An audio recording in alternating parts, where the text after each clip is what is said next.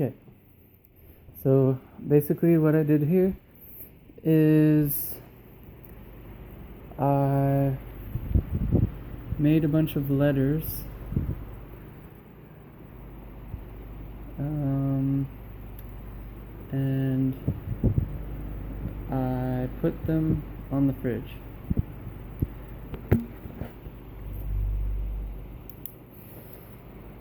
Now I need numbers too,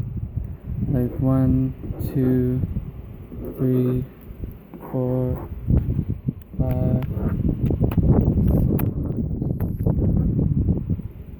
0,